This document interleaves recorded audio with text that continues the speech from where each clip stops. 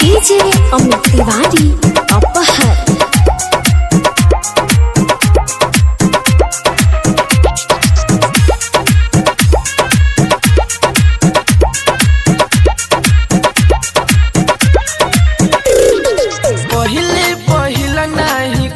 मना मानी काहे के करता रानी खिंचातानी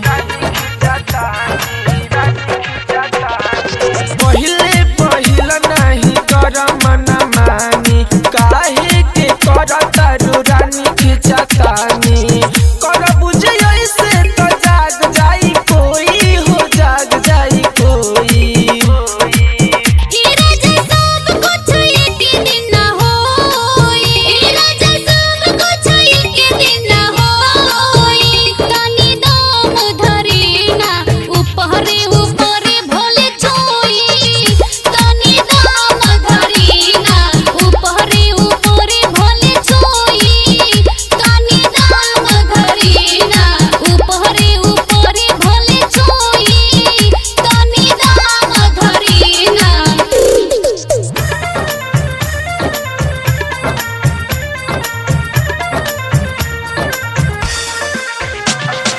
डीजे अमित तिवारी अपहर।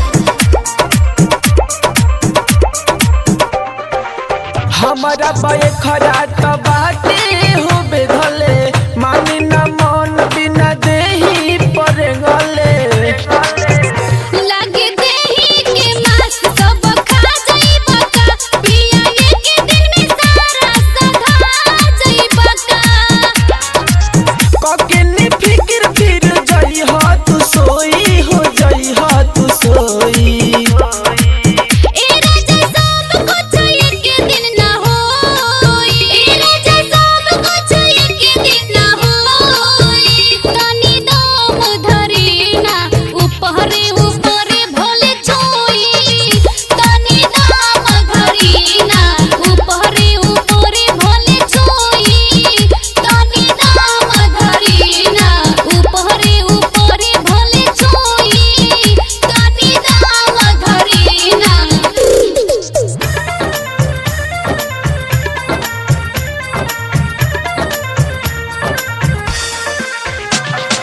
डीजे अमित तिवारी अपहर।